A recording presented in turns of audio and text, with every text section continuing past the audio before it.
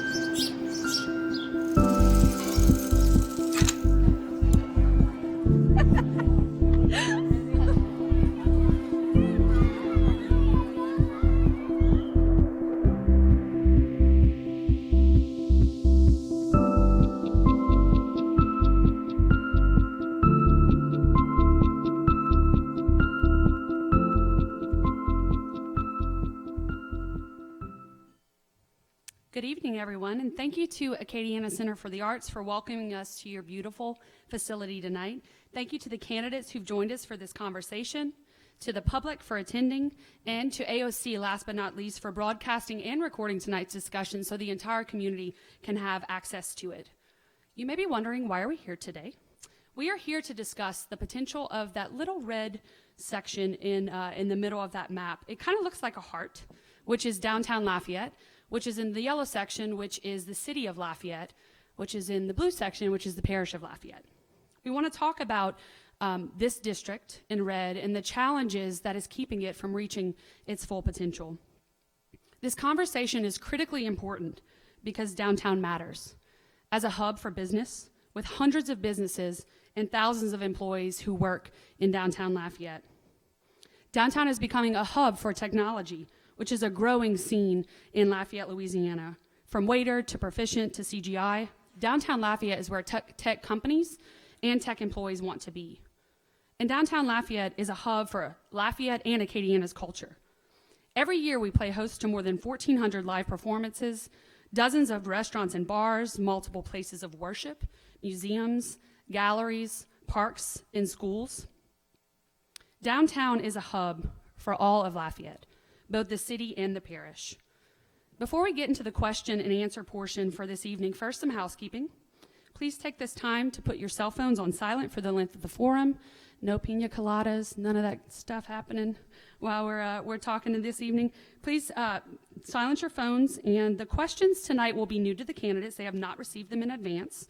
They are designed to give candidates an opportunity to express their positions on issues relevant to voters, especially the large number of downtown stakeholders in the room tonight and those watching from home.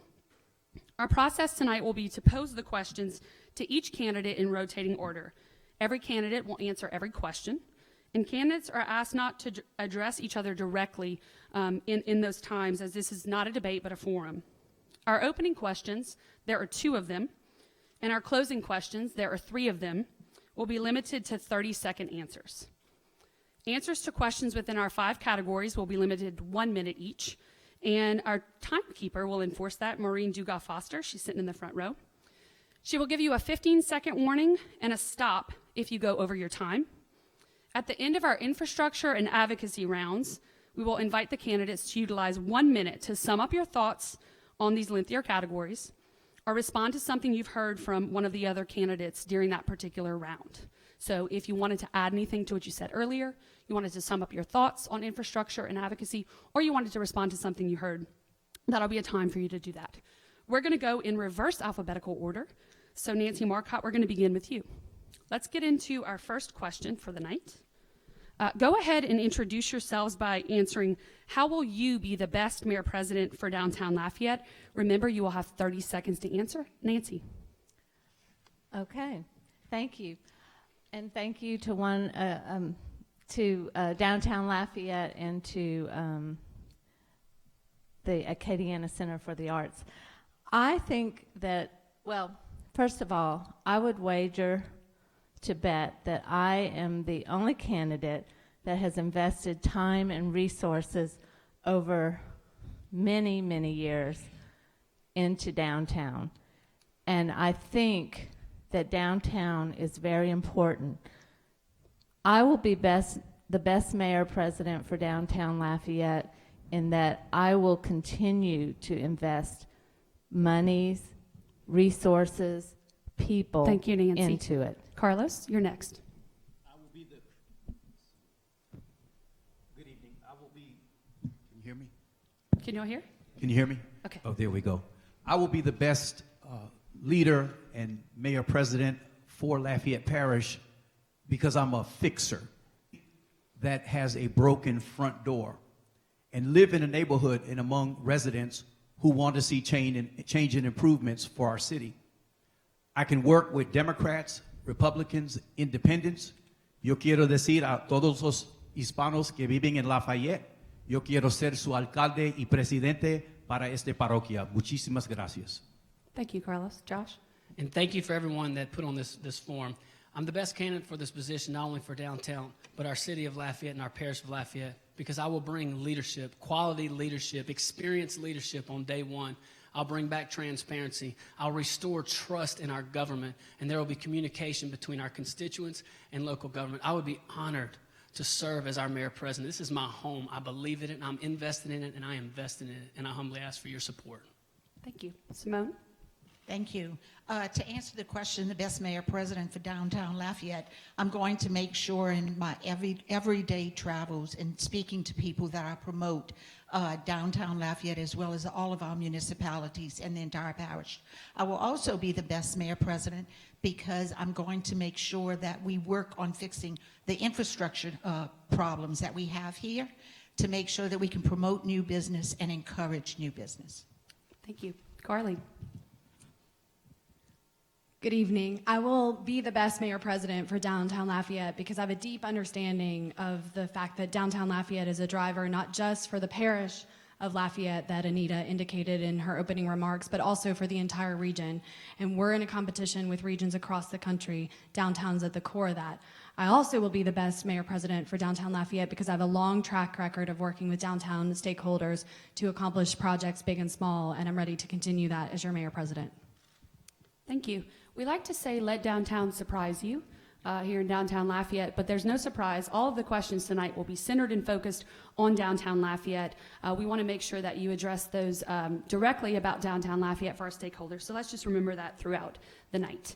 I know many of you have either lived in other places or you've been able to travel to other places, so I'm curious, what have you seen in other downtowns that we should have in downtown Lafayette? Carlos Harvin, please take 30 seconds to tell us your thoughts. Yes, I love the downtown here in Lafayette. It's a good cultural mix. I've lived in San Juan, Puerto Rico. I lived in Washington, D.C., Richmond, Virginia. I've lived in New Orleans. There is so much potential for the downtown area here, and I'd love to see more residential units so that people can live close to where they work. Thank you. Josh? When we look across the country, there's a glowing example of infrastructure needs or a lack of infrastructure needs in these other cities that we have. Let's start with drainage. Let's start with drainage. There's no reason why when we get just a few inches of rain, Pops Downtown has to post a Facebook post to let us know that you need to bring your pontoon boat to come eat lunch. Fix infrastructure, bring jobs back, keep us safe, partner with our neighborhoods. I agree, bring residents in, but bring businesses in. I want a thriving downtown. I know that we can do it with proper leadership, proper management, and getting our priorities in order. Thank you. Simone? Thank you. Traveling across the country, I find what a lot of places do, as well as we do very well here in Lafayette Parish, is we make sure that our hub is unique to the area. So I feel that we can go back to our roots and our culture from I talk about the 1820s when we grew downtown around the cathedral, and just make sure we have that uniqueness that's good, that's true to our Acadiana culture. Carly. Other downtowns across the country have seen a residential boom in the last generation, and we have fallen behind in that. So certainly that's one of the things as I've traveled across the country looking at downtowns, that's certainly one of the areas that we need to catch up. I also think we need to remember that downtown provides amenities for the entire community. So it has to be a place that the entire community feels welcome. And then many successful downtowns across the country have integrated the neighborhoods in and around downtown very well within their downtown. Nancy. Thank you. What have I seen in other downtowns? I've seen a lot of downtowns, and the main thing that I feel like we're missing in Lafayette is parking and residential. And I don't know where the parking is going, but we need more parking for downtown. Other than that, we are doing a great job in downtown Lafayette, and I think that we need to support the parking. Thank you. Now let's turn our attention to one of the most important topics in this campaign, jobs. We all know that Lafayette's economy is hurting, and we all want to see new jobs created. That's why it's important to recognize that downtown is an economic powerhouse in those regards. It's a place where there are more jobs per square mile than the rest of the city or the parish, where nearly 10,000 people travel in and out of daily for work. We believe that the density of nearly 700 businesses and more than 7,000 jobs in that little red heart, 0.6 square miles designated as downtown Lafayette, creates great opportunity. And we believe that downtown Lafayette has some of the greatest potential to foster the jobs of today and tomorrow that will sustain our economy. A recent article in the Advertiser cited troubling data from UL business economist Dr. Gary Wagner that Louisiana continues to lose talent. Our best and brightest are leaving Lafayette for bigger cities. We all know or love someone who has. Study after study has shown that our younger generations and the workforce want to work in a city that has a vibrant downtown. That's why vibrancy in downtown Lafayette is key to our ability to retain and attract talent. Which brings us to our next question. What role can downtown Lafayette play in your plan to create new jobs and stop the brain drain? Candidates, remember you now have 1 minute to answer this question and those that follow. Josh Guillory, we'll start with you. Okay, the first thing we can do in Lafayette, period, downtown, city, parish, or unincorporated areas, we've got to look at the UDC. I will tell the city council on day one, I am ready to repeal and replace it. We don't need to throw the baby out with the bathwater. We do need regulations, but we need to make Lafayette inviting, downtown inviting. Our UDC is a big obstacle to that. If you talk to developers, if you talk to businesses that are looking to invest in Lafayette, they don't want to come here and be burdensome with a regulatory stranglehold. They don't want to be burdened with a lack of infrastructure. They want proper education. So these are things in an administration with the UDC, both repealing and replacing it, fixing it, but more importantly, the implementation, and that's an administration issue. Now, let's look at downtown. We need way more than 1 minute to answer this, but I'll summarize it. You know, you have areas with the Buchanan Street parking garage to make that a commercial use, but also with parking. Right now, that parking garage would hold a capacity of roughly 300 parking spaces. Oh, she put the stop sign on me. I was on a roll. Thanks, Josh. Coming back to that. Thank you. I believe over the past few years, I've seen a difference in downtown Lafayette for the much better. We have new businesses coming in, Rock and Bow, Taco Tula, Spoonbill.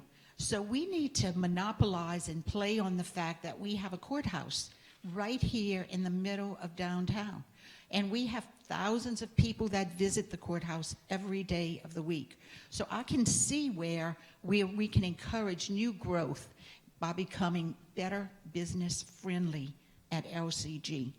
And by doing that, I believe we can encourage growth, which will offer new jobs.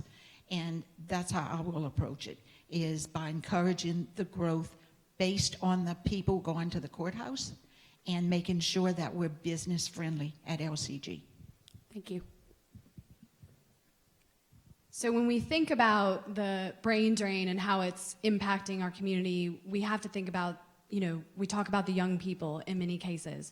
And there's no doubt when you look at trends across the country that young people many of them want to be in and around vibrant downtowns. So Downtown Lafayette will absolutely be a partner in my administration and an asset that we work together to sell our community to those young people. And downtown already has seen great progress, on many items that create the vibrancy that we talk about that can be a counterbalance to the folks that may think that they want to leave. And so I look forward to working with Downtown Development Authority and downtown stakeholders, some of the things that we can look at as highlighting and celebrating our parks. We have, of course, the new residential project in downtown Lafayette that was, I believe, Stephen Ortego's, that actually is a product of the UDC that will be a great, vibrant addition to our downtown life. Thank you. Nancy? I believe that this is a great question, by the way. One of my priorities, I like to say we need to empower the entrepreneurs, and that is creating new jobs and stopping the brain drain in downtown and throughout Lafayette. I want to do that by simplifying the Unified Development Code. The downtown area needs more jobs, more people, more places to live, and more parking. And I want to see that happen. But I feel like we need to solve so many issues with the parking here. And I can't say that enough. I want to get the parking so that we can create new jobs and simplify the development code. Thank you. Carlos?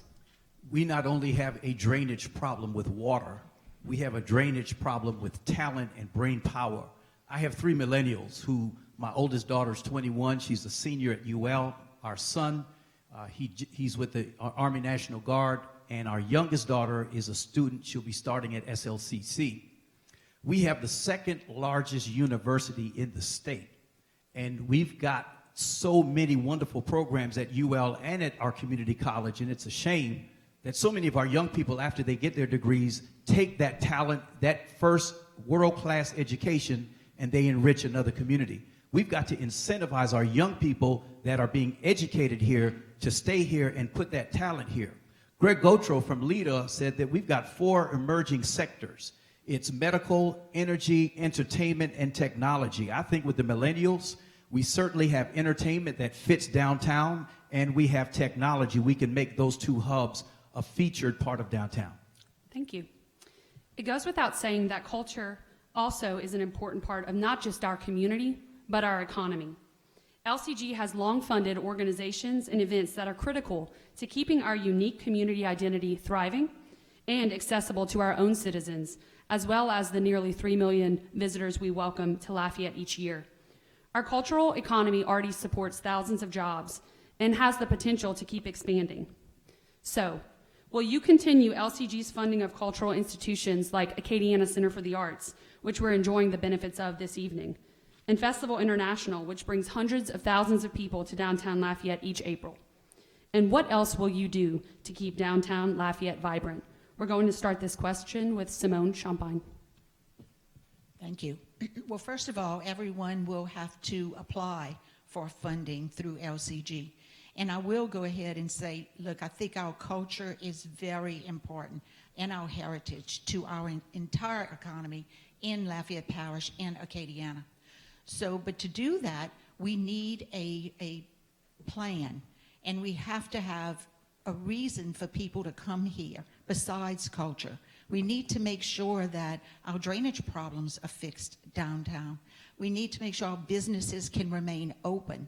We need to make sure that they have sewer capacity across the board. So we need to take care of all of those issues and then go through the process of funding for our cultural organizations. I think they're very important for sales tax revenue, and hope that private partnerships can also be brought into that mix. Thank you. Carly? So I think that absolutely continuing to partner with our cultural organizations will be a critical role for Lafayette Consolidated Government. Now, we absolutely also have to be very outcome-based and oriented on what those institutions continue to bring to our community. So I think as we evaluate the budget each year, we will certainly partner with the organizations that receive LCG funding related to culture and those in and around the downtown area to make sure that we are achieving necessary results. I think there's also an opportunity within government to better coordinate those efforts. Some of those funding piles and pockets come from different sources and different parts. And certainly if we're going to be outcomes oriented and understand how LCG supports the downtown and cultural economy, we need to make sure that those activities are understood across government. So I think there's some big opportunities there. I also think continuing to work with DDA to partner to understand what communities across the country are doing to keep their downtowns vibrant is something I'll do. Thank you. Nancy? I would think that we would need to do a cost-benefit analysis for everybody that applies for funding from Lafayette Consolidated Government, including the ACA and Festival International. With that being said, I do support these organizations privately, and I do encourage them privately. So we do need the private partnerships to step up to the plate and invest in these organizations. So the cost-benefit analysis would be how these things would be funded. If they are truly a benefit to Lafayette, then I wouldn't have any problem funding them. Thank you. Carlos? Yes, I would totally support continuation of funding for downtown cultural arts programs. My wife is here, and she makes an awesome gumbo. And to make a good gumbo, you need a lot of different ingredients going in there. We've got Cajun culture, Creole culture, African-American culture. That draws thousands upon thousands of visitors and tourists to the Lafayette area. We have so many nationalities and ethnic groups that are attracted to this area, and that's a strength that we have, because there's music that you're going to hear only if you come to Southwest Louisiana. There's food that you're going to eat only if you come to Southwest Louisiana. So making this continue to be a destination point for people that want a diversity in cultural arts and in music, lifestyles, and language, we definitely have to make that investment. I think Downtown Alive, keeping Festival International strong, we're going to have to look at the budget that DDA works with. It's only $450,000 a year. I think we could look at getting a better investment there. Thank you. Josh? Okay, when we talk about culture, and I think it's important that you know my belief on this, I believe that we have the greatest culture in the world. I think that's what makes us attractive to businesses, to families, to tourists. It's fantastic. But government did not create our culture. We created our culture. Well said, Carlos. We created this. So I want to put that out there. You know, I'm a son of a musician, Clint West. I grew up with swamp pop music, with music probably going to places I shouldn't have gone into at the age of 9 and 10, but you can't do anything to him. He's in heaven. But I value our culture. Now, when we talk about the ACA, who's funded in our 19 and 20 budget, roughly $300,000 budget, Festival International also budgeted, but I agree with Simone and Nancy. At the end of the year, every decision that I make in my administration will be, what is the return on the investment to the taxpayers? Thank you. Now let's dive deeper into the topic of LCG's finances. We should all know by now that budgets are tight. But what you might not realize is that downtown Lafayette makes LCG money, both for the city and parish. Downtown Lafayette generates 2 times more sales tax revenue per square mile than the city average, 3 times more property tax revenue per square mile than the parish average. I'm sorry, I flipped that. It's 2 times for the parish, 3 times for the city. Sorry about that, y'all. And downtown Lafayette generates 8 times more sales tax revenue per square mile than the parish average. So that begs the question, how will you spearhead efforts to develop downtown Lafayette in order to improve city and parish finances? Carly Onlabar, you're up first. I have a long track record of already doing that, which I absolutely intend to continue. I think the first thing is understanding and communicating on a regular basis that downtown is the economic driver for the entire parish and, as I said before, the region. So I think as we move forward, partnering with the Downtown Development Authority time and time again about what the current needs are. Right now, when we look today, the opportunities of downtown are certainly to bring in residential.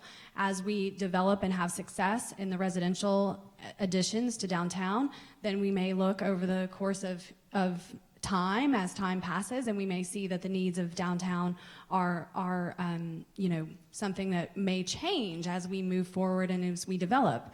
We also need to look at how we utilize vacant property and make sure that we can bring vacant property back into commerce and partner with the development community to do that as efficiently and effectively as possible.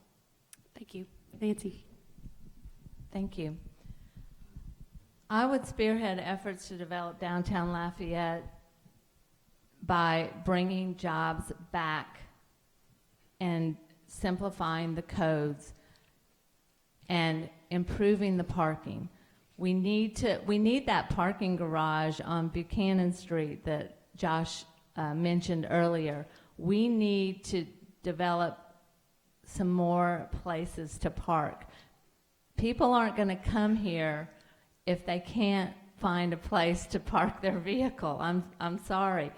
We're not Austin, Texas. We don't have high rises left and right with people living in them yet. So we need places to park our cars. We need to develop our jobs, and we need to increase the tax base and grow the tax base from developing jobs. The Downtown Development Authority gets its funding from property tax millages. Those are assessed on commercial buildings that are located in the downtown area. So I think if we're able to do more mixed use development, if we could get residential units with commercial units, I think we could make better use of the space that we can go up. We may not be able to go out, but we can build up, and I think increase the density, the population of people that are living in the downtown area. We're looking at an increase then in property taxes. There could be a formula, a way of, as we increase the property taxes, looking at revenue that can help develop the infrastructure for downtown. The sewage system that is downtown is outdated, it's antiquated. So there's a reluctance of developers to develop the downtown area. So we're gonna have to get some hydraulic lift stations. We're gonna have to improve the infrastructure.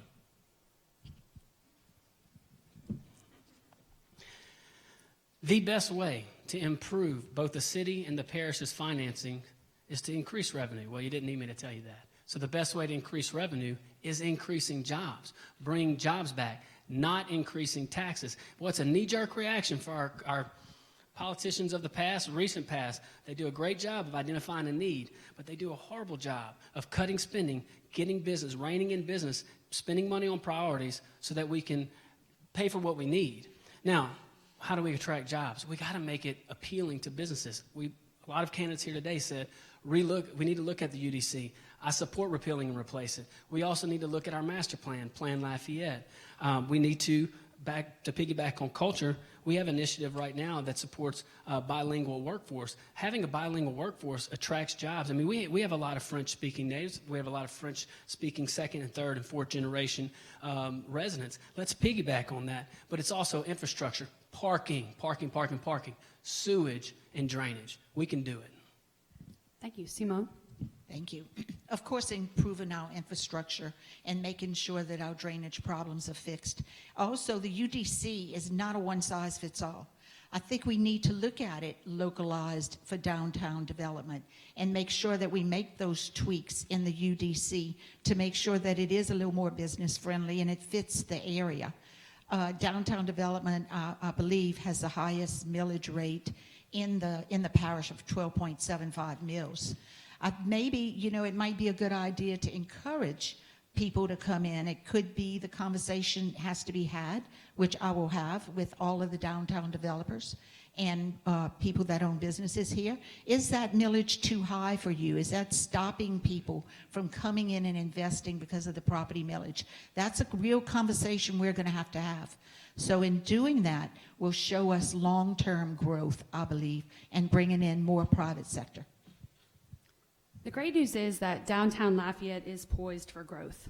A recent study by the Downtown Development Authority showed there's a demand for 1,000 new housing units in downtown Lafayette. And when we get more people living downtown, that will create a demand for retail. We currently, in studies, show a demand for 160,000 more square feet of retail. Together, this growth will generate millions of dollars in new property and sales tax revenues to fund both the city and parish side of LCG. So how do we harness that potential? And what is holding us back? It seems everyone is very eager to talk about infrastructure tonight. So we're going to dive into that topic now. We believe that LCG has not only been underinvesting in downtown, but it's reached a point where it's preventing developments from moving forward. In fact, research shows there have been no major capital outlay projects downtown by either Public Works or LUS in many years since the Jefferson Street streetscape. On that note, we want to understand where your campaign stands on this issue. Is LCG investing too much, not enough, or just the right amount of money in downtown Lafayette? Will you promise to maintain current investment? And do you plan to do more? Carlos, this question goes to you first. I don't think that we're investing enough in the downtown area. It's a gold mine that needs to be, I think we need to dig a little deeper in there. If we look at the need for, as you said, Anita, those 1,000 new units for residents and 160,000 square feet of retail, downtown sits in the middle of an opportunity zone. The opportunity zone funding is part of a capital stack. It could be added to traditional bank financing that can be used to develop an area that has so much untapped potential. So when we look at the Buchanan Street parking garage, and to not only develop it so that we can increase the amount of cars that will park there, but have a vision for the future that, you know, we're looking at electric vehicles or people that may not even use vehicles in the future. That building, that Buchanan Street parking garage could be repurposed into residential units, retail units, also the old federal courthouse downtown. Thanks, Josh. All right. Well, there are plans in the work that LUS has for a long-term infrastructure plans, especially with sewage, specifically diverting sewage from our West Bayou Parkway plant to the Beaver Park plant. Now, that's 5 to 7 years. I would like to see a lot more immediate action, not just a 5 and 7 year plan, although we do need a plan for the future. And I think a lot of the problems we face today is because it was improper planning. Now, I completely agree with Carlos's mention of the opportunity zones. This was given to us by President Trump's tax reform bill, and specifically in our parish, the beneficiaries is the parish. So when we talk about things like Buchanan Street parking garage, that's a parish building. So if our beneficiaries are is the parish in this opportunity zone, we absolutely should look into that. I completely agree. But infrastructure has to be our priority. But let me say this: if everything's a priority, nothing's a priority. My priorities are very straightforward. Infrastructure to include drainage, roads, and traffic, bring jobs back, and keeping us safe. That applies to downtown, the city of Lafayette, and our great parish. Thank you. Simone? Thank you. Of course, LCG is not investing enough, not only in downtown, but the entire parish. And I agree. It has to be in the ways of infrastructure, making sure our drainage is fixed. What I tell people downtown is, for drainage, look, I love to come to Pops, and whenever it rains, I see a sandbag in the front of his business. This is not good for people outside of our community to see when they come in. We need to get rid of the sandbags in the front of our businesses. But the LCG needs to invest in that. Yes, they are working on sewer accommodations. It will take a long time, unfortunately, but we need to continue investing in downtown for infrastructure as well as our entire parish. So one of the ways that Anita started out the financial question was talking about return on investment, and she demonstrated to us that investments in our downtown are ways that bring more revenue to our parish. And so I certainly think that as we look at opportunities, when we think of investments from the government, downtown is certainly a good place to have a great return on investment. In addition, the infrastructure that we need, there is a lot of infrastructure that we need downtown. One of the reasons that I advocated for the charter amendments last year was for us to have our own city council so that we could begin reinvestment. As a community, we have not done a good job of that, both in downtown and the surrounding neighborhoods. So I think that's critical. That's critical for issues like sewage, as we've heard, but we can do faster than 5 to 7 years by partnering with the private sector to do that more efficiently. In addition, lighting has been an infrastructure concern, parking, and ADA and accessibility issues. So we have a lot of work to do downtown, and our return should be great for the whole community. Thank you. Nancy? So I also agree that drainage and sewage is an issue downtown, and the parking, and to talk about 1,000 new units being developed here when there's no place to park, I just don't see that happening. I don't know how else to say it, but I would say that the LCG is not, investing too much, not enough, or just the right amount of money in downtown Lafayette. I would need to look at the budget a little closer and reallocate some funds. I do think that downtown is a jewel, and we need to keep it a jewel. So I don't know the answer to that question just yet, but I will find out by looking at the budget. Thank you. These infrastructure challenges that we're talking about right now, and the ones you're reading about in the newspapers and watching on TV, have real implications for the future of our city center. The old federal courthouse project is heightening the awareness of sewage needs in downtown Lafayette as we speak.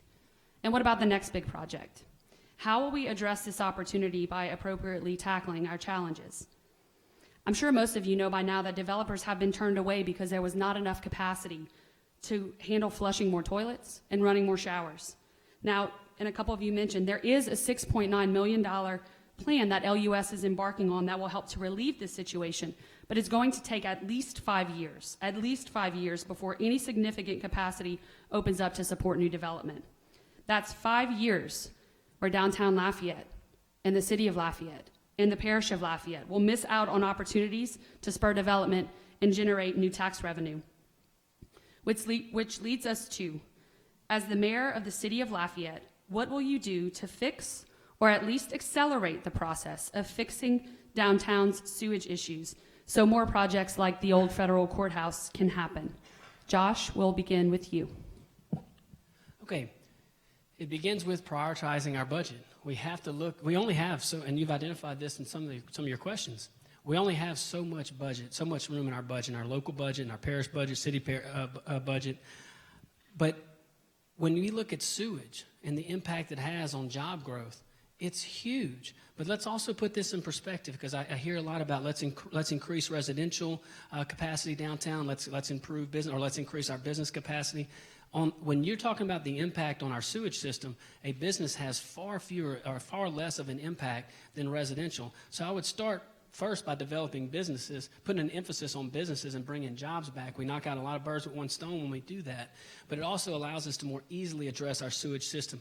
We also cannot just rely on a 5 to 10 to 15-year plan like many of the candidates here have said today. We got to look immediately, focusing on prioritizing our budget each year, starting off with paying for what we need, then seeing what we have left over, and making wise decisions for our beneficiaries, the people we would be blessed to serve, which is the taxpayers, which is our residents and our neighbors. Simone? Thank you.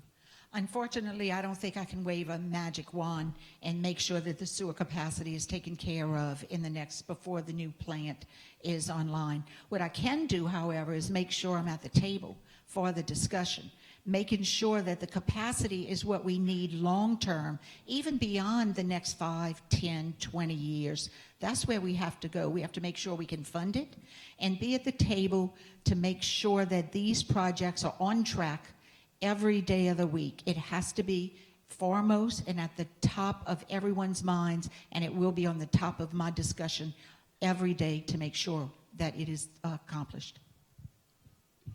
Garley? So in the long term, we're on track to provide sewer capacity, but in the short term, we have a real demand for residential housing. Many of you in the audience know that. Many of you in the audience probably want to live downtown, if only you could find a place. And so we absolutely have to be all hands on deck to provide creative solutions. We have had housing studies for approximately 15 years that says there's a demand, and now that we finally see folks that are willing to take risks and be in the marketplace to provide it, we have to do, as government, our part to make sure that the sewage infrastructure is there to support it. The way we do that in this interim time frame is through creative public-private partnerships to make sure that we can provide the sewer capacity as developments start to come online. Thank you. Nancy. So as mayor of Lafayette, I would just use my leadership skills that I've developed to expedite the sewage issue downtown and use whatever I could to expedite them building that sewage plant and getting it online. But beyond that, we need a place to park. I don't know how, I keep harping on that, but I don't think that adding 1,000 people downtown, no matter what the sewage issues are, if they can't park anywhere, there's not going to be any growth here. So I would really encourage them to use the parking garage and let the first floor and develop that into the Buchanan Street parking garage into a public-private partnership. That's what I would do. Thank you. Carlos? One Acadiana did a study, and they came up with what they call RIVER, the Regional Infrastructure Visioning Report. They looked at roads and bridges, ports and airports, flood mitigation, and they looked at problem areas, hot spots that are stopping the region from being as competitive as it could be. One of those areas is the area of sewage, and we need to solve that problem in the downtown area. I would look at other areas in the country that have a similar size, a similar population as Lafayette, a similar challenge when you've got density and outdated sewage systems, and look at some best practices. How have other cities solved this type of problem? What are some best practices that we could bring here to Lafayette, such as getting a new sewer lift station? A more visible problem in downtown Lafayette than sewage lines is the closing of the Buchanan parking garage. Nearly a year ago, hundreds of tax-paying citizens were shocked to find the garage they use daily to park in was suddenly closed. In the downtown community, both the public and the private sectors were left scrambling for solutions. This problem is currently costing LCG money instead of generating much-needed revenue, and there isn't an immediate plan of action to move forward. As a result, figuring out what exactly to do with the property, the garage itself, and the surrounding parcels will likely fall on your desk if you're elected. So we're going to ask you to give us a little peek into how you would go about solving this problem. As parish president, how would you address the Buchanan parking garage? Would you try to repair the existing garage? Would you look to tear it down and build a new one in its place, perhaps with more parking spots for 1,000 residents? Would you try to redevelop the garage and the other property around it at the same time?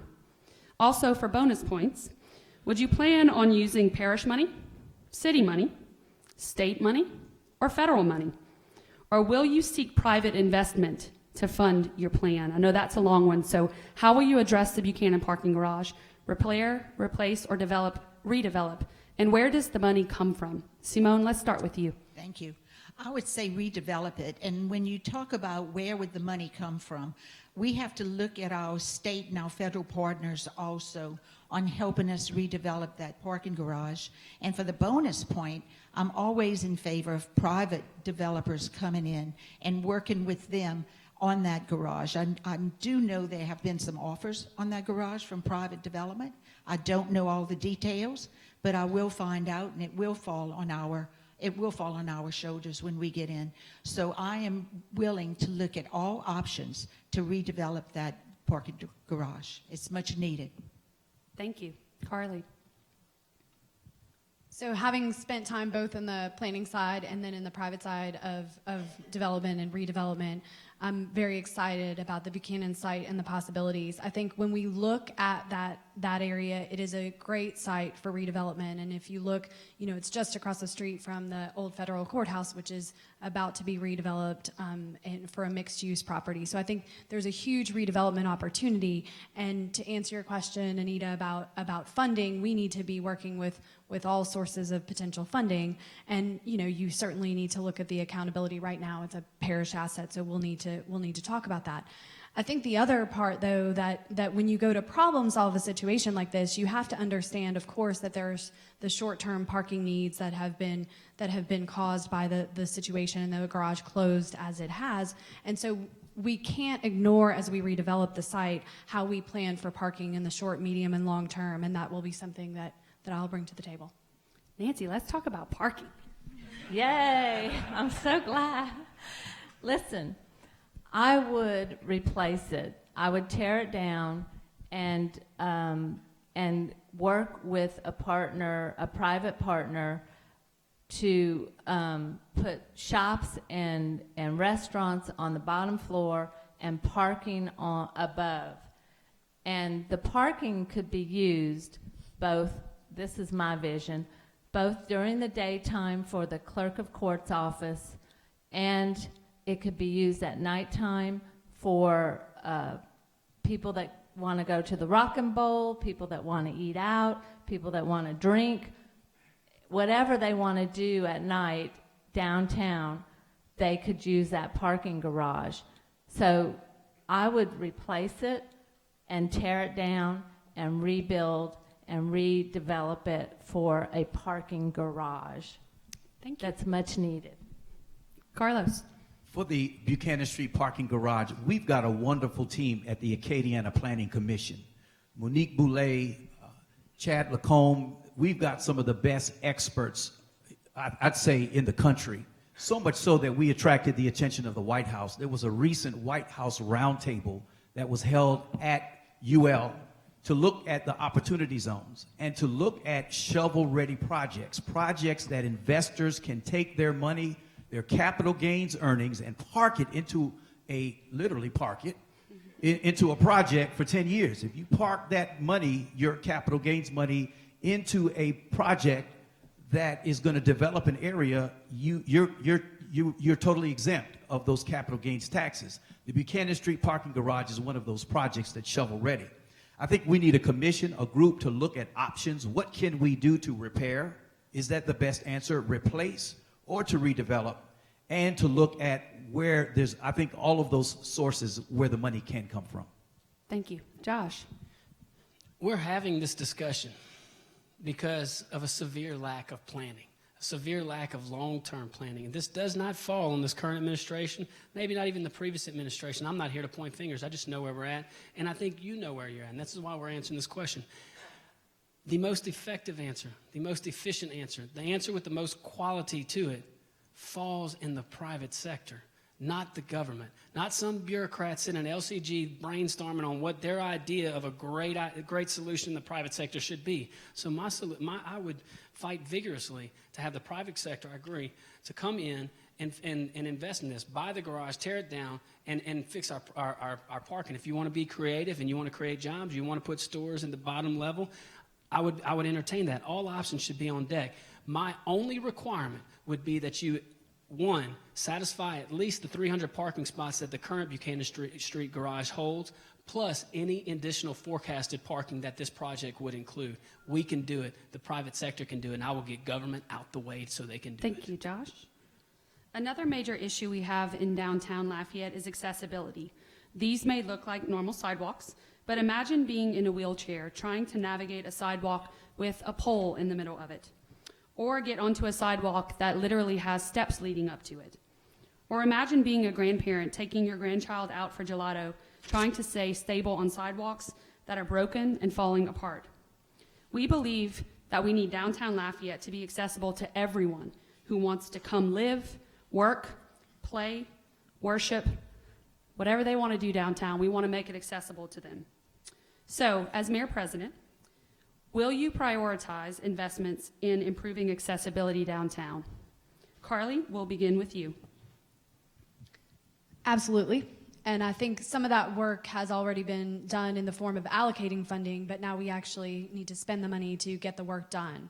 You know, you can look at many places in our downtown which are in drastic need of upgrades in the infrastructure from an accessibility perspective, and I think that working with those folks in that need better accessibility throughout our community in the downtown and trying to determine where the hot spots are of use and tackling those from a priority standpoint will be a great place to start with the funds that have already been allocated, but then absolutely continuing to make it a priority throughout my administration because downtown should be accessible to all.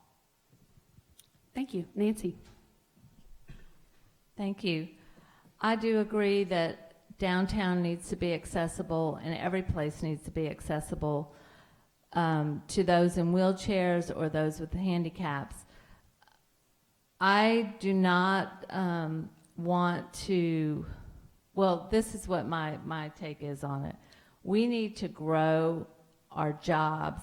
Therefore, we would grow our tax base here in the downtown area, and the money would come from the growth of jobs. If there's money that's been allocated, then certainly let's spend it. But otherwise, let's grow our jobs and let's grow our tax base from the growth of jobs, and the money will be there. This is an issue that is near and dear to my heart. For a couple of years, I worked as a monitor with the Lafayette Workforce Investment Board, with Lafayette Consolidated Government. Part of my job was to go to all of the institutions that we funded, like SLCC, and many employers who received government contract money, to make sure that those businesses were in compliance with the ADA, Americans with Disabilities Act. And it's amazing the barriers that people in wheelchairs encounter every single day. Because, and I've been a pastor for 28 years, even our church, which had no ramp, it just hit me in my heart that a lot of the men had to pick up some of our members in wheelchairs and take them up the steps so that they could get into a house of worship. So whether it's government, whether it's retail, whether it's a commercial establishment, we've got to make sure that every single building downtown and every sidewalk is accessible to everyone with a disability. Thank you. Josh. If you want to worship downtown, I want you to worship downtown. If you want to come and enjoy Festival International, you want to come to Downtown Alive, you want to go eat at one of our great restaurants or talk to our many financial advisor or whatever, I want you to have that opportunity, all of us. Those pictures that you showed us, I didn't see anything, and maybe I missed one. None of that was new construction that I saw. So the first thing that we can do is any kind of new development, enforce the ADA standards. Now, going back to replacing or fixing what's broken now, those poles inside of in the middle of a sidewalk, that's going to take a partnership, though. If it's not in our local budget, I intend to knock on the doors of our legislators in Baton Rouge and our congressmen, our senators in Washington. And let me tell you, we're blessed. We have good legislators. They're working hard. We have a good congressman, two good senators that are working hard for it. Their heart's in the right place. If they saw that picture, I promise you, it wouldn't just be the mayor-president of Lafayette whose heart is touched. And I will be an advocate for all of our citizens, all of my neighbors. Simone. Thank you. When I talk about getting back to the basics of government and doing what I think government, your tax dollars should be doing, I consider sidewalks infrastructure needs, especially safe sidewalks. So yes, we would attack the sidewalk issue in downtown Lafayette just like we would do our drainage issues, making sure we survey the entire city and the parish on drainage issues, on road issues, and set those priority lists. There is also funding. We can approach and try to submit for ADA compliance sidewalk infrastructure, as well as grants through our federal and our state government, because you have safe sidewalks, you have safe roads. So yes, we need to make them ADA appliance and make sure they are accessible and fixed. This would be a priority. Thank you. You've each spent a significant amount of time being asked about your plans to fix Lafayette's drainage issues this election cycle. These problems are not unique to any part of Lafayette. As you can see in the photo, downtown Lafayette experiences its own flooding challenges. And I think a couple of the candidates up on the stage have already mentioned a business that has flooded 9, 10, 11 times in recent years. And I've talked to a number of folks who live in our surrounding neighborhoods that have taken on water more than once since 2016. So as Mayor President, my clicker's giving me a little trouble, y'all. There we go. As Mayor President, how does downtown fit into your drainage plan? And what will you do to help to solve our challenges? So again, how does downtown Lafayette fit into your drainage plan? And what will you do to help solve our challenges? Josh, please share your thoughts with us. Drainage as a whole, we must look at it as a watershed. From every parish involved, we must lower the water in our watershed to fix drainage across our parish, downtown included. There are certain things that we can do specific to downtown.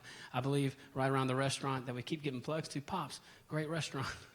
They didn't pay us to do that. But there are some storm drains, I believe, and I'm not a civil engineer, but the engineers that I talk to say that if we just add maybe a couple, that could help. Again, I will meet with every single expert out there to fix this problem. But again, it goes back to if everything's a priority, nothing's a priority. But we can fix drainage in Lafayette Parish. It's going to take partnering with our municipalities. It's going to take partnering with our other parishes in our watershed to lower the water levels in our watershed. It's going to take adding detention ponds, cleaning out our coulees, cleaning out our laterals, cleaning out our ditches, and doing whatever is necessary to fix it. Make it a priority. Don't just talk about it. Leaders lead by the front. In the front, they lead by example, and I'm ready to lead this parish on day one. Thank you. Simone? Thank you. Downtown Lafayette, I talk about downtown Lafayette all the time in my drainage plan. What I talk about is we have low-hanging fruit, and then we have things that we're going to have to work on for, which may take quite a bit more money and more time as a regional effort. I truly believe this is a regional effort, and we're going to have to partner with all of our surrounding parishes as well as our municipalities to make it better. However, the way downtown Lafayette fits in is we don't have a regular maintenance plan here in the city nor the parish. We're going to implement new crews, hire new people, not new people, but more people in the Public Works Department, and have them start working immediately in January. The first place I tell people they're going to come is downtown Lafayette, lift every cover off of every drain and make sure they clean them. What happens when we clean them? We offer more capacity. That's keeping the water out of the buildings, out of the roads. We all love Mardi Gras, but where are those beads going? In the drains. We need to clean them first, and we'll do that throughout the parish, and then continue on with the larger projects. Carly? So one of the things that I've talked about time and time again as we talk about drainage is that there's no simple solution, that we are going to have to attack drainage with an all-hands-on-deck strategy from within government, working with external stakeholders and working within government to do that. And downtown Lafayette is a perfect example of how it's not a one-size-fits-all in drainage plan, that you have to become both have an overall body of knowledge of how our watershed works within the entire region, and then to alleviate the flooding at a place like Pops, you've got to understand what's causing the localized problems as well. So in downtown Lafayette, sometimes it's that we have many undersized pipes, sometimes it's that we don't have enough inlets, sometimes it's backing up into the coulee, and so we are going to have to get both strategic at a high level and tactical at a local level to solve all of our parish's drainage issues, but certainly downtown Lafayette. Thank you. Nancy? Thank you. So, as your mayor-president, first of all, I want everyone to realize that almost everything in Lafayette Parish drains into the Vermilion River. And until we dredge the Vermilion River where the coulees are, it's not going to be able to hold more water or flow more water out of Lafayette, whether that be downtown or anywhere else in the parish. What we need to do is dredge the Vermilion, clean out our ditches and our coulees, and then also work with our partners in our watershed area and set up a system so that everybody is doing whatever is necessary, whether that be in Krotz Springs, the pumps, and I have to stop. Thank you, Sorry. Nancy. Carlos? I believe it needs to be a regional effort. Not only are we looking at Lafayette Parish, we're looking at Vermilion. Again, I agree with the study that was done by Acadiana, the River Report, that we've got to engage our partners within the Acadiana region so that we can mitigate, at least reduce the amount of flooding, significantly reduce the amount of flooding that's affecting this whole area. We do need to continue cleaning our coulees, cleaning our culverts, and I agree, we also need to dredge the Vermilion River, which at some spots is only 2 feet deep. The last time it was dredged was 2 years before I was born, 1957. I think it's time that we clean that Vermilion River so it can accommodate more water and then find a way to get that out to the Gulf. Now that we've had a chance to discuss a number of infrastructure challenges that need attention, we're curious on where you would begin. Name which infrastructure project your administration would start with to spur development in downtown Lafayette, and which should probably be one. So name one infrastructure project. Simone, where do you plan to begin? Drainage, most definitely, because I believe we have to feel safe in our homes and our businesses. And if we think we're going to flood, we're not coming here. We'll probably be leaving. So drainage would be the first one I would approach. Thank you. Carly? I would say ensuring the successful completion of the Old Federal Courthouse project, because that project is already underway. And if you look at what spurs development, activity generates activity, right? So if we're trying to create a sense of momentum in downtown Lafayette, which we all are, then we need to have a series of successful projects, one after the other. So when I look at how to create that, and my role as mayor-president in working with downtown, it's taking those things that are already underway and just making sure that they're completed to their successful end, and so that we can continue that momentum that we're trying to create to make downtown Lafayette the most vibrant place it can be. Thank you. Nancy? I would work on drainage in the downtown area, because I agree with everything that Simone said about the safety and and people coming here. They're coming here to because they want to come here, and if we're flooding, they're not going to come. Thank you. Carlos? It's a dirty job. Somebody's got to do it. We got to clean up the sewage problem that's downtown so that we can attract developers, real estate developers, to build there. Thank you. Josh? It is hard to eat gumbo in a P-row. Drainage is number one. Look, we can talk about economic development all we want. We can talk about parking. We can talk about all these great projects. If our streets are flooded, if our businesses are flooded, then you can just wave by to economic development. You can wave by to other infrastructure projects. Drainage is the number one issue. Thank you. Candidates, we're going to try something a little different. Since we've reached the end of our discussion about infrastructure, and it was a long category, you will each have 1 minute to sum up your thoughts, add to any of your previous answers where unfortunately I had to cut you off, or respond to something another candidate mentioned in this round, and please do keep it respectful.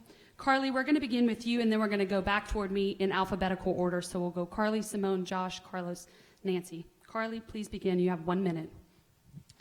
A couple things. Our Unified Development Code already recognizes that downtown Lafayette is different and unique from the rest of our community. And it does so in a different set of regulations that recognize that a downtown area has to be a vibrant, walkable place. It has to be some place that people want to be. And so when we're looking at how we build out our community and how we create great infrastructure, we already have some of the tools in place, and I would work with the Downtown Development Authority to continue to make sure we're a very business-friendly environment. Of course, we've hit many of the high points of infrastructure development, and I'm proud of my long track record of working with DDA on some of these key issues, and we will accelerate them when I'm mayor-president, from the parking situation to the sewage situation to lighting, and to drainage. Those are some of the key issues that will need to be addressed, and I'm committed to working with DDA to do that. Thank you. Simone? Making sure that we're more business friendly through the UDC. Also working with current business owners here and future business owners that want to locate in downtown Lafayette to see what we can do to help them, and making sure their infrastructure needs are met so that they do feel safe, not only with drainage, roads, sidewalks, public safety, which is fire and police. So making sure that all of these things are taken care of, and that our residents and our businesses in downtown have a voice. Thank you. Josh? When someone runs for office, and we've seen this for years, it's real easy to promise everything. You know, it's a trap, and I know everybody on the stage would probably feel that pressure. You want to make the person in front of you happy. You want to say the right thing. You don't want to mess up. But in that, it's also really hard to make promises that we can't keep. And I'm very clear on my priorities, whether it's downtown, whether it's the city of Lafayette, whether it's unincorporated areas, whether it's partnering with our municipalities, or whether it's leading our great parish into the future. My priorities are very straightforward.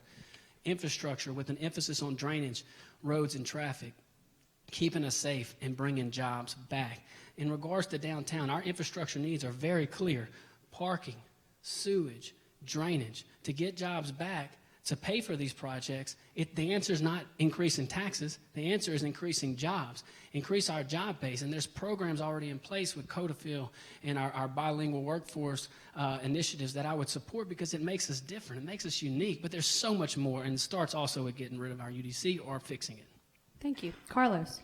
Greg Gotro from LEADA has told us that there are 4 growth sectors. One of those 4 is energy. And I think the Buchanan Street parking garage, we need to get out in front of. I know we're known for our oil and gas, but if you have a BP oil spill and companies leave, look what happens to our economy. We need to diversify our economy. We need to get out in front of renewable forms of energy like hybrid cars or electric vehicles. And if we're able to do that with the Buchanan Street parking garage, that Buchanan Street parking garage could be turned into an electric charging station for electric vehicles that would be another renewable form of energy. Thanks, Nancy. So I'm going to talk a little bit about drainage because I got cut off. And as we all know, it does start with everything drains into the Vermilion, almost every part of Lafayette Parish. So we need to work with our partners, and we need to provide the Vermilion going down so it can take more water. That was what I wanted to say. Whether it be Krotz Springs that shuts off their pumps, that pumps water into the Vermilion, or diverting some of the water that flows into the Vermilion. We need to work with our parish partners. And also, I want to build infrastructure that works, and that includes downtown area. And that includes the sewage and the roads and the wheelchair accessibility and everything else that goes along with that. I want to, that's one of my priorities, is to build infrastructure that works. Thank you. Now let's turn our attention to the elephant in the room. How are we going to pay for all of this work? Let's talk about investment, especially when, as we mentioned before, budgets are tight, so the things that get funded are those that are made to be priorities. Our next question is to understand your willingness to consider creative ways to find new money for downtown outside of LCG's existing budget. So for my first question, put on your hat as the mayor of Lafayette. Will you support the creation of a downtown economic development district as a mechanism to generate funds for infrastructure improvements we're already discussing? And I know everyone's learning a lot on the campaign trail, so I want to just get everyone on the same page. An economic development district would add 1 or 2 cent sales tax to the retail that happens downtown, and the revenue that this generates could be used for infrastructure projects like we just spent the last 30 minutes discussing there are needs for. So again, the question is, will you support the creation of a downtown economic development district? Nancy, what's your take? My take on support of any new taxes is no new taxes, and that includes the Downtown Economic Development District. I don't believe that funds are wisely spent and the government is wisely spending our taxpayer money. And I think that we can reallocate and redistribute some of that money to downtown and to other places that it's needed. Thank you. Carlos? I think we should keep the millage that we have currently in place, but that's only the beginning. A downtown economic development district, I think, would be an engine that would spur and stimulate a lot of economic development downtown. I think for overall in the parish, I'd love to see over the next 4 years as mayor-president, 5,000 to 10,000 new residents, new families move into our parish. You talked about 1,000 needed to support downtown. We need to come up with a plan to increase the number of property taxes, the amount of people paying property taxes living downtown, and I think we're going to see a return on that type of investment. Thank you. Josh? No, I would not support this. And it goes back to my basic philosophy of government. I treat taxes I view taxes as I view war. It should be the absolute last resort. It's a necessary evil. But we shouldn't give politicians such an easy way out, us included. One of us is going to win. Don't give us an easy way out. Government, politicians in general, do a great job of identifying the need. We've identified, Anita's done a great job in her questions identifying needs. But where is the cut in spending? Where is the reprioritization of your tax dollars? Remember, you're just giving it to these politicians to manage and to spend and to make decisions on our behalf. But it's your money. So where's the fiduciary role from government? That's what I want to bring back. So no, I do not want to increase taxes. I want to increase jobs. Increasing jobs increases revenues. I want to bring families back to Lafayette because that also increases tax revenue. In a $600 to $700 million budget each year in LCG, we have the funds to take care of our needs and our priorities. If we fall short, we go to Baton Rouge and we go to D.C. We don't go back to you. Thank you. Simone? Thank you. And I do want to ask, you talk about investment. Was that the new commercial? Did y'all do that Downtown Alive commercial that I saw on TV the other night with the Yes, we did. music? That was you? It's wonderful. Thank you. I wanted to jump off the sofa and start dancing. Couldn't wait to come downtown. Very good. That's investment. That will spark people to come here. That is true investment. When it comes to a downtown economic development district, I'm not in favor of incorporating new taxes any place across the board. I think we have to live within our means.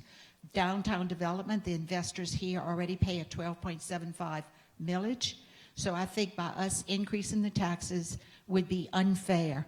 And we need to make sure that we don't give people an unfair advantage when they want to locate downtown. I believe that the private sector drives growth in the economy, and government just needs to get out the way. Thank you. Carly?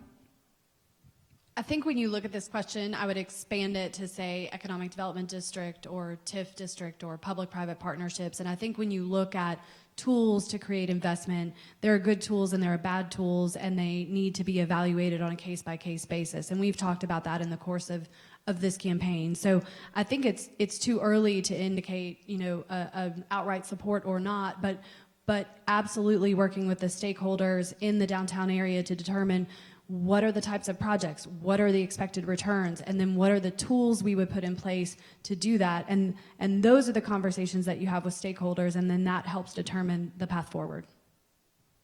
Thank you. For the next question, put on your parish president hat. Will you promise to fix the parish buildings that are crumbling downtown?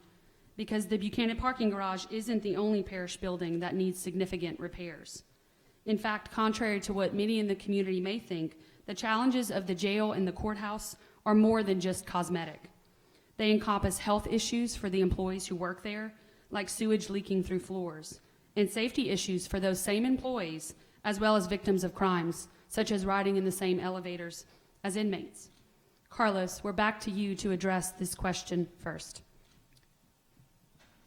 I know that Sheriff Mark Garber requested an increase in funding for the Lafayette Parish Correctional Center. The fact that we are already doing $5 million that's being generated for our prison system, our jail, yes, we do need to maintain the safety of those sheriff deputies. We need to maintain the safety of those who are incarcerated. I would also like to see, yes, all of those buildings do need to be fixed, but we need to find and make sure that we've got enough revenue to take care of that property. And I would love to see a way that we could spend less money on incarceration and more money on education and jail diversion. Josh? I'm committed to doing everything I can to fix infrastructure, both in downtown, the city of Lafayette, and our great parish. In regards to the courthouse, it's my understanding that there is money dedicated for serious renovation, serious attention that is needed, and it's more than just elevators. We do have new elevators in our parish jail. They even talked, or no, excuse me, parish courthouse, and they even talk to you. But there are other monies dedicated. In regards to the Buchanan Street parking garage, we've all made really good points on that, and any idea should be considered. Just let's make sure we have the 300 parking spaces plus whatever the forecasted need for additional parking spaces. In regards to the jail and finding ways to spend less money, look, I will partner with our sheriff. I have a good relationship with him. I think his heart's in the right place. I think he's a good leader, and I know that we can continue to keep our community safe. My position is very clear. If we want to move a parish jail, look, I spent many years in the military. I spent many times under tents and with 3 hots and a cot. I would support building a tent city for a jail, and I think our sheriff would agree with us. Simone? Thank you. We're mandated by state law to pay for the buildings, for the upkeep of the buildings. And of course, we want to make sure that the people that work in those buildings are safe. But it's really important that we make sure that the people that visit these buildings every day are safe. I do believe that when I incorporate zero-based budgeting, and we starting at zero and setting our priorities, that there will be funding to make sure that these areas of government are fixed. Also working with our partners, not only the sheriff, but our clerk of court, our assessor, and finding out what their needs are in those buildings every day, and the employees. So with zero-based budgeting, we're gonna find dollars to be able to fix our issues. Carly? I think to meet our obligations as a parish government, we're going to have to get creative and look at solutions. In the forum the other night, I identified the courthouse and jail complex as one of the primary areas that needed to be addressed, and we're absolutely going to have to work with partners across the board to do that. We also need to take a look at what are our other assets downtown that serve the parish and whether or not we need them, and whether or not there are other creative ways to partner with the private sector to bring some of those parish assets back into commerce and bring revenue to the parish to allow us to invest in the assets that we do need to keep. Parish owns several different parking lots, buildings, and other things downtown that as we look at how we maintain them, we have to be creative in our solutions. So absolutely, it is my job to maintain parish assets, and I'll be very creative in how I do that. Nancy? Thank you. I agree that we pay plenty of money towards taxes, and we don't need to pay any more. The promise to fix the parish buildings in downtown Lafayette is something that we have to do, and I believe that we do have funds that are set aside to fix the parish courthouse. The jail, I agree with Carlos in that we need to look at who we're incarcerating there and not incarcerate first-time offenders or nonviolent offenders. I don't think that they need to be put in jail with these other people that are offenders of violence. I do feel like we need to be safe. Thank you. Sorry. Our next category of questions are all about advocacy, about being a champion who will promote the importance of having a vibrant downtown to the city of Lafayette, the parish of Lafayette, and LCG's bottom line. I'm trying to figure out how to make it go forward. Excuse me.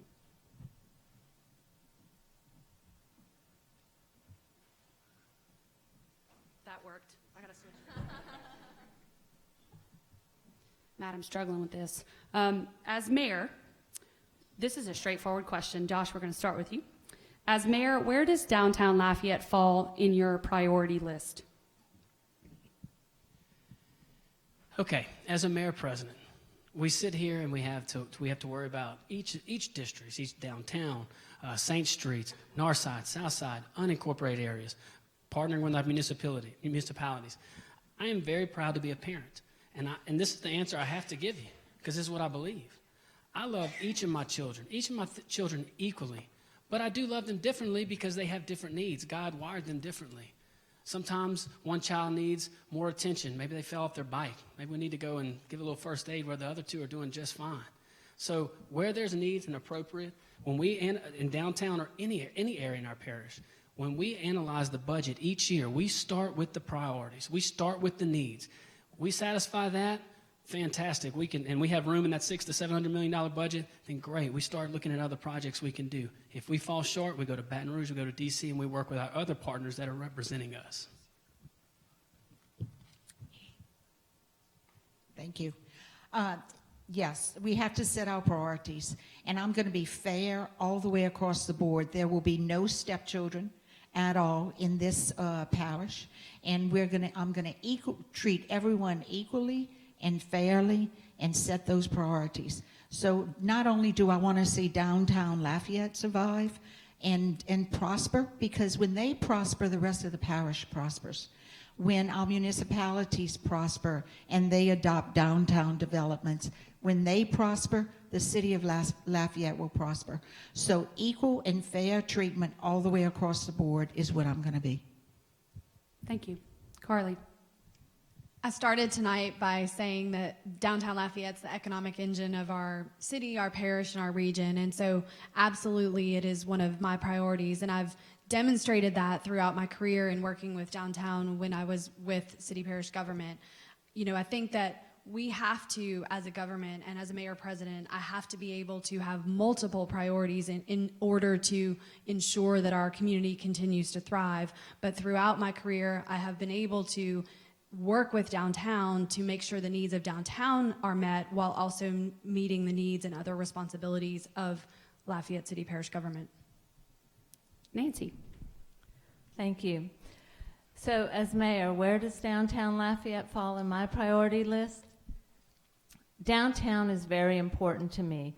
I've demonstrated that by investing in downtown myself and my businesses through supplying resources and time and energy. I went to the first Downtown Alive when it was at Jefferson Street and Vermilion Street. I went to many downtown events.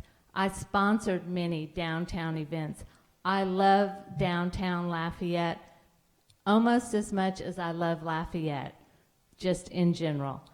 But I will treat downtown like I will treat the north side, and I will treat the south side, and I will treat the east side and the west side.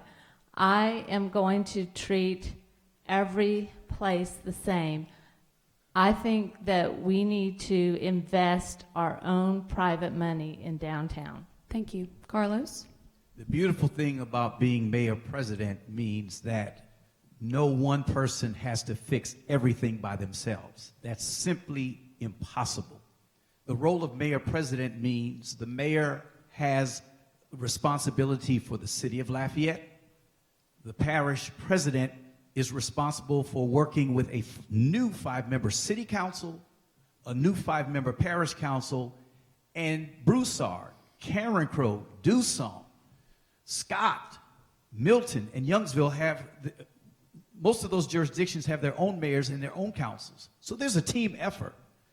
And I don't know how many Saints fans we have here. The reason the Saints won this game is because teamwork makes the dream work.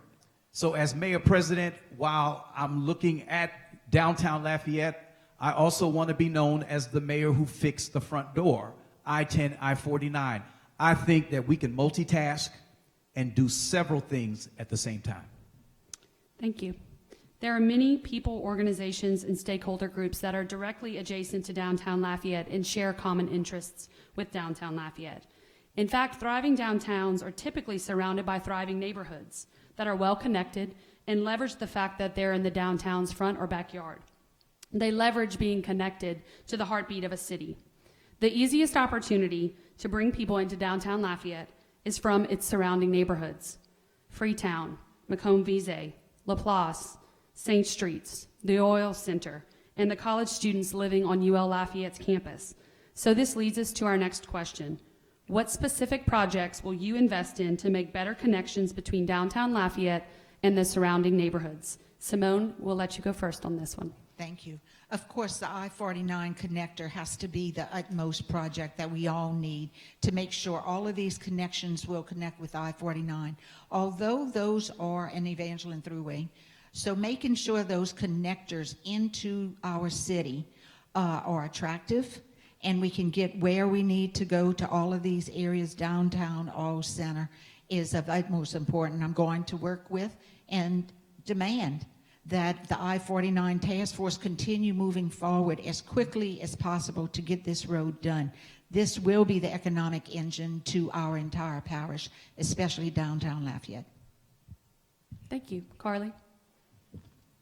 When you talk about connections to neighborhoods, you're talking about access to downtown, and I think one of the things that has been realized over the last couple of years is that the University Avenue, Congress, Johnston Street, and the Evangeline Thruway are sometimes difficult barriers for neighborhoods to access downtown. So I would work with the Downtown Development Authority and stakeholders to work on ways to improve those connections. So you've seen crosswalks put in on Congress Street, and you've actually seen collisions and injuries decrease on Congress Street. And so working on creative solutions, whether it's crosswalks across Johnston or other projects that can help the neighborhoods have easier access into downtown. The other thing is working with the Downtown Development Authority on programming and making sure that the neighborhoods feel welcome in downtown Lafayette. There's a lot of things that we can do together to make sure that folks that live in and around the downtown neighborhood feel that they are welcome. Thank you. Nancy? Thank you. I would encourage the downtown Lafayette to encourage their neighbors to participate. And by doing that, I would encourage them to also have a say in what type of music, what type of entertainment, what type of variety that the downtown development offers them.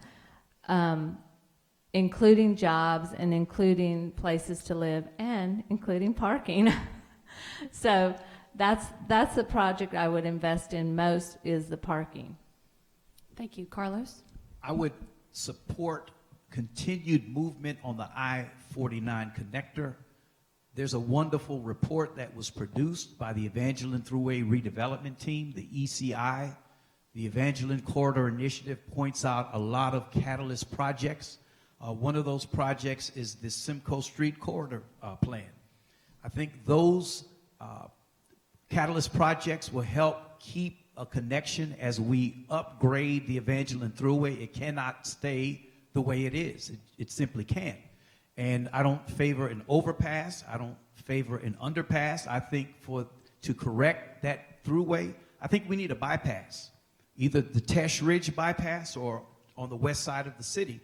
But to create a grand boulevard, that's the front door to the city of Lafayette.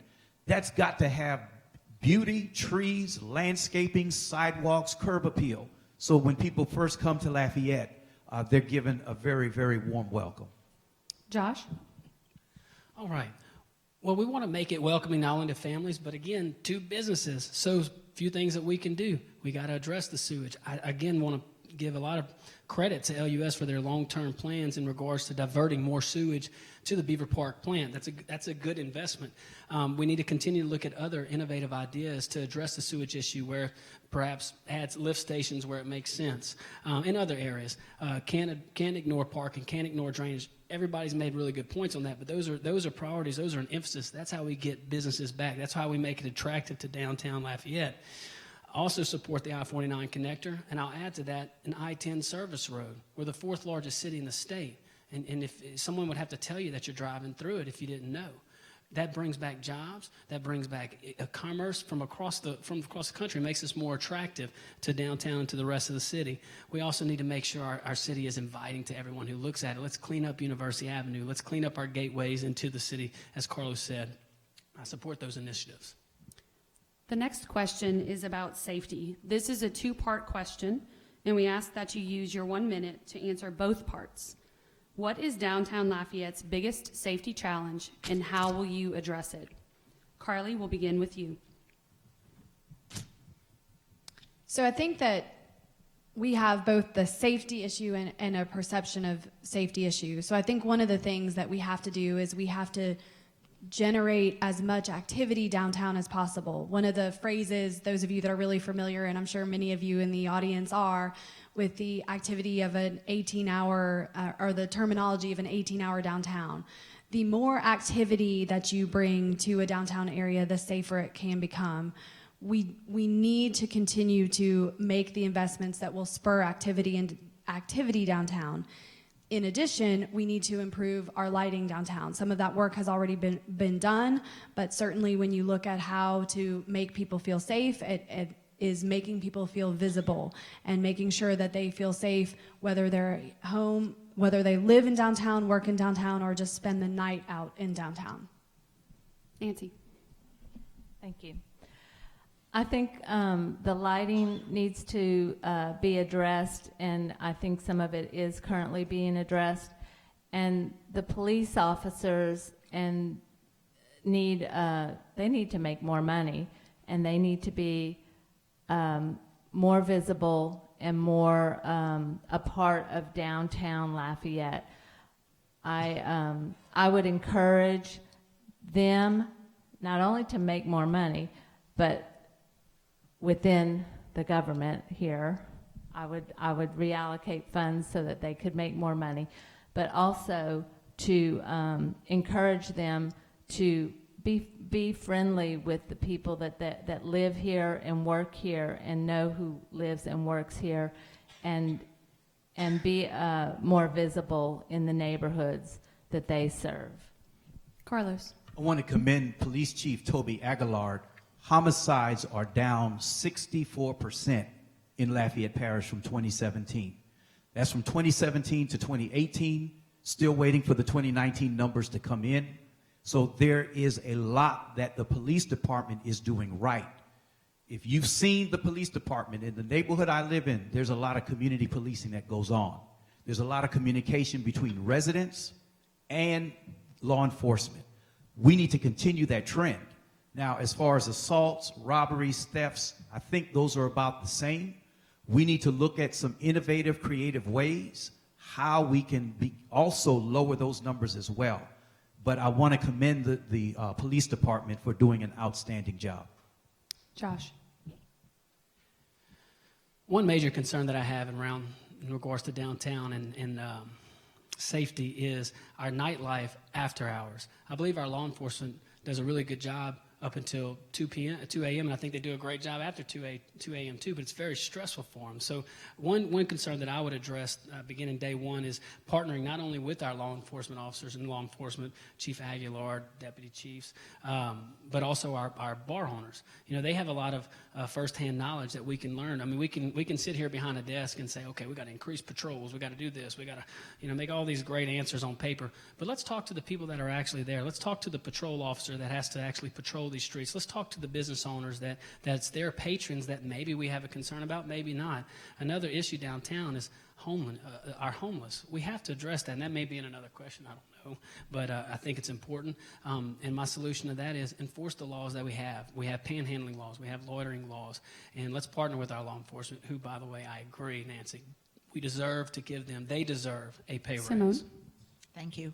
Of course, work with our police department. They do need higher pay. We keep losing all of our officers to local municipalities within the parish. That has to stop. So yes, work with them. I think they do a wonderful job.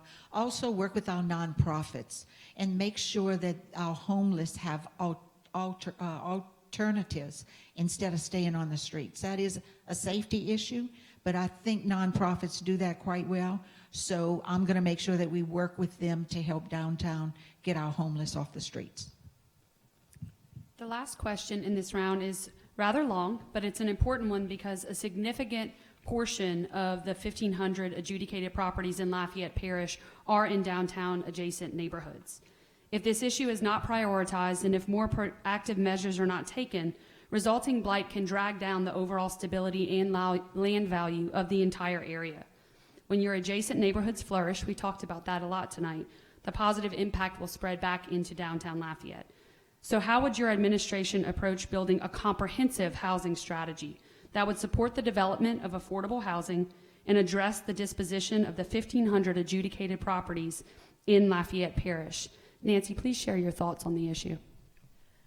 This is a really good question, and I am in real estate. And I would get the people that are in real estate to ask them how would they do it and what would they do, and move forward from there. We need to talk to people, and we need to find out what is the best way and set up the housing and address the disposition of the adjudicated properties. But for me to say, I'm going to do it by myself, I am not going to do that by myself. I am going to get input from the people and the people that know what needs to be done. Thank you. Thank you. Carlos? Excellent question, and I think it's at the heart of taking Lafayette to the next level. We have many different income levels here in Lafayette Parish. So I think the idea of building affordable housing, and I would even go so far to call it mixed income housing, rather than putting all low-income families in one neighborhood or taking generations of families that have been renting and have never had the opportunity for home ownership. There are lots of creative ways partnering with traditional banks, looking at tax credits, moving someone who's a renter and moving that person to a homeowner. I think we can look at inclusionary housing. I think we can streamline the process for adjudicated housing. If somebody owns 1/17 of a piece of property and they live out in Colorado and it's holding up the development of a neighborhood, we've got to find a way to streamline that process. Thank you. Josh? In regards to adjudicated properties, I will partner with our district attorney's office and our judiciary to adequately address blighted property.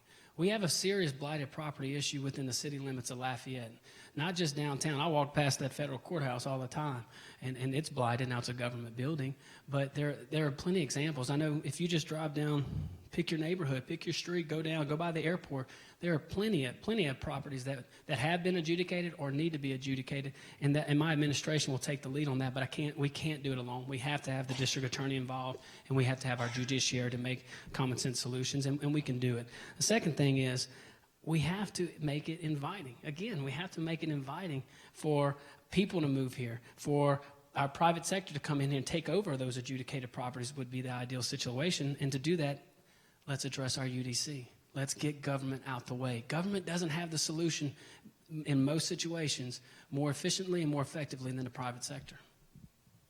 Simone? I will address the blighted properties in downtown as well as throughout this entire parish.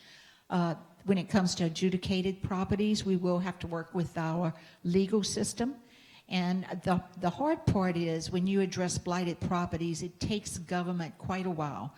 Because there's a process you have to go through. There's a legal process. You can't just go in and cut down a piece of property or a house. So there is a process. It's quite lengthy, but we will attack that head on, the blighted properties. I don't believe that we should tell developers or builders what they can or cannot build. It is their dollars. It is private investment. They know what can sell. They know what they can sell. I say, let the developers let the builders build what they need to make their profits, and let government take care of the blighted properties, adjudicated properties, and then get out the way. Thank you. Carly? So adjudicated properties had plagued our local community for about a generation, and I'm proud that I was part of the planning department that processed the first 4 adjudicated properties in basically Lafayette's history, because we were able to get through those legal hurdles to do that. And we worked with organizations like Habitat and Next Door homeowners to do that. And that's the kind of determination and problem solving I will bring to the mayor-president's office, is some of those most challenging problems, working to get them solved. Now, from a long-term strategy, now that we have a process in place that can dispose, we need to work with housing partners like the recently formed Housing Alliance to talk about the housing needs in our community, to make sure that there is affordable housing for folks, as well as all levels of housing. And so I'm committed to doing what I've done my whole career and working with partners to do that. Finally, we have a great opportunity to tackle blight and vacancy issues through better coordination of code enforcement. Candidates, I was a little ambitious in our agenda, so I'm going to skip the 1-minute closing thoughts of that round so that we can move into the conclusion. And I invite everyone after we're done to stick around and talk more to the candidates and see if they have any additional thoughts about the issues we discussed tonight. We will now move on to the conclusion, which includes 3 questions. A reminder for our timekeeper, Maureen, and for the candidates on the stage, we're changing it up on you, going back to 30 seconds to answer each question. And we're going to continue our rotating order for this section. So Josh, you're going to be up first. And reminder, 30 seconds, please be brief. If elected, what is the number 1 thing you will want to accomplish for downtown Lafayette in your first term? Drainage. I would like to fix drainage. I don't need the 30 seconds. Great. Simone? Yes, drainage, and moving on to infrastructure needs such as our sidewalks, making sure that we meet with developers, entrepreneurs, and show them the real potential that we have downtown. Thank you. Carly? Downtown Lafayette has to fix its sewer problem in order to continue to grow and thrive. So at the end of my first term, we will have paved the way for continued residential development, which we've long wanted and asked for. Nancy? Mine's simple too. It's drainage. All right, Carlos? Attack the sewage problem. I like that. All right, so we're going to dig a little deeper into this. What is the biggest barrier to accomplishing your number 1 thing? Simone? Getting elected.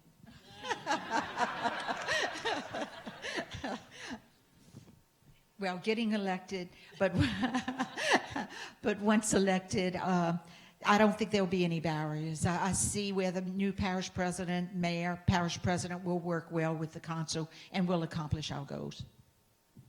Carly?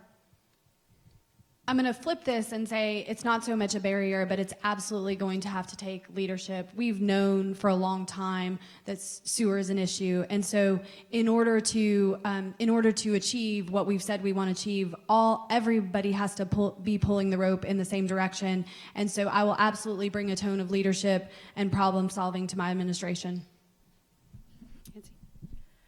So the biggest barrier to accomplishing my number 1 thing, which is drainage in the downtown area, is just to work together and bring leadership to the parish and the dredging of the Vermilion. So I don't see that as a barrier. I see that as an opportunity, and that is what I would do. Carlos? My biggest barrier for fixing the sewage problem would be identifying effective or cost-effective ways of paying for it.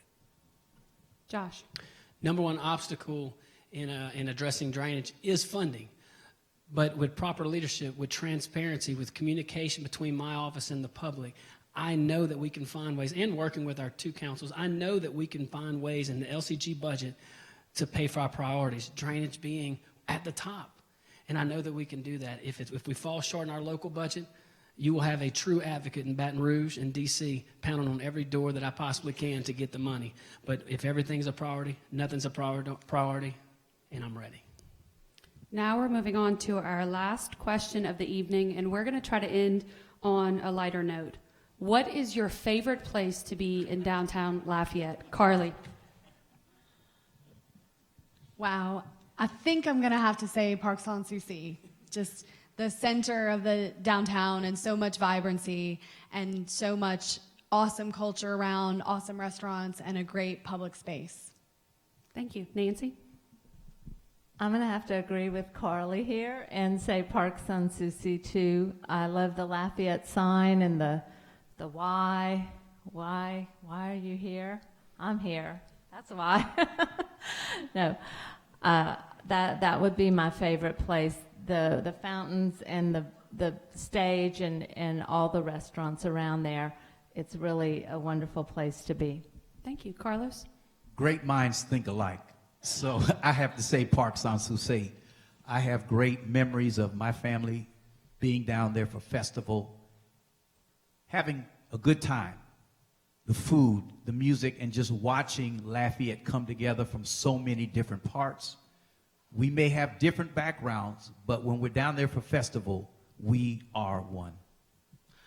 Are we going to have a closing? This is it. Okay, very easy. Crawfish fettuccine that my wife made at my office downtown. Now, in closing, real quick, my comment on the jail. If my position is this, I don't believe we need a new parish jail, but I will work with the sheriff to further renovate it. There's renovations going on right now. But if it were up to me, remember, that's a parish building. The sheriff runs it, but the parish owns it. My position is very clear. Don't incentivizing people going back to jail. Incentivize people staying out the jail. If tents and cots are good for our service members, they're good enough for prisoners. Simone, you get to go last. Is the question still my favorite place, or are we closing? Yes, thank you, Simone. It is your favorite place to be in downtown Lafayette. Sorry about that, Josh. I love walking downtown Lafayette. Of course, the park is wonderful, but there is just this wonderful atmosphere when you can walk down the sidewalk under the trees and see all the businesses. I love it. Great. We've heard some awesome things to strive for as a community with one of you at the helm starting in January. Tonight was a great conversation, so I want to thank you for your time. But I want to remind everyone that downtown Lafayette matters. Elections matter, and they're coming up. I'm going to talk about those dates. Who we put in office will determine our government's priorities and how we move forward as downtown Lafayette, the city of Lafayette, and the parish of Lafayette. So as a result, every one of your votes in this room and those watching at home really does matter. And to the candidates, your support for the things that make our community unique matters. So whoever wins, we ask that you commit to working with us to invest in downtown Lafayette, because by investing in downtown Lafayette, we're investing in a brighter future for all of Lafayette, both the city and the parish. And as I mentioned earlier, because it's all about infrastructure and investment at this point, downtown Lafayette is poised for growth. And that growth will positively impact LCG's bottom line and our entire economy. So I want to thank all the candidates again for your time tonight, your candor, your participation. Thank you to everyone who attended and who watched at home. And thank you to my awesome team who helped to make tonight's event possible. Don't forget, early voting starts this Saturday, September 28th, and runs through the following Saturday, October 5th, except for Sundays. And Election Day is on Saturday, October 12th. Please go vote. Before we depart, I want to invite my friend Samuel Oliver, the Executive Director of Acadiana Center for the Arts, to tell everyone good night and give us a few closing remarks. So thank you, everyone, for your time.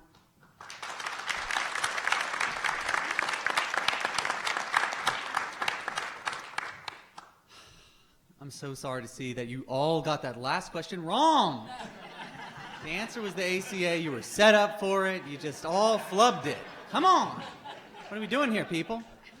My name's Samuel Oliver. I'm the Executive Director of the Acadiana Center for the Arts. I really want to thank each of you for being here. This concludes ACA's participation in the election season. We've been hosting a number of different election-based events for candidates for mayor-president, for city and parish council, and for the school board. These are all areas that the ACA as an organization has interacted with. So I really want to thank each of the candidates here tonight. The Acadiana Center for the Arts is an independent nonprofit. It's one of those nonprofits that works in the community and works closely with government. We are the Regional Arts Council. We're a regional cultural development agency. And we, among other things, run this building, which is a City of Lafayette building. It was paid for by this liveliness, activity, So I'm very grateful for the support of the city of Lafayette over those years. Our mission as an independent organization is fostering art and culture in Acadiana. And I think art and culture, I think of them in many different ways. But I think when I think about art in particular, I think about it bringing truth to daily life, highlighting things that are true, that are beautiful. And political seasons are not a great time for truth often. So I want to thank all the candidates who have expressed their truth today and who've lived by it.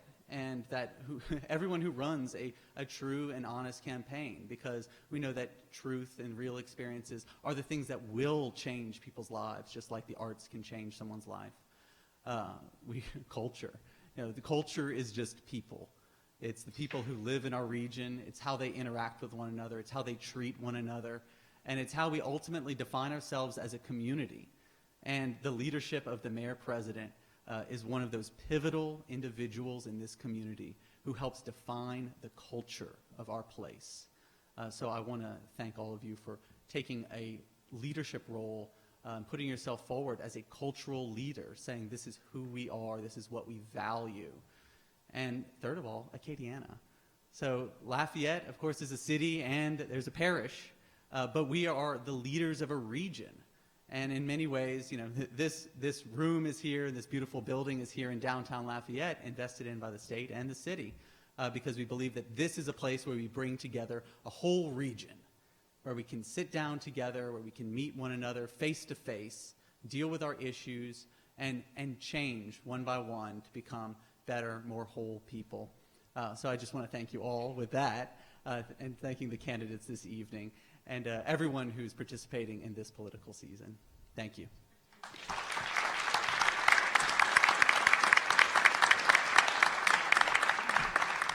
right, good night, everyone. I hope you go out and enjoy downtown Lafayette tonight.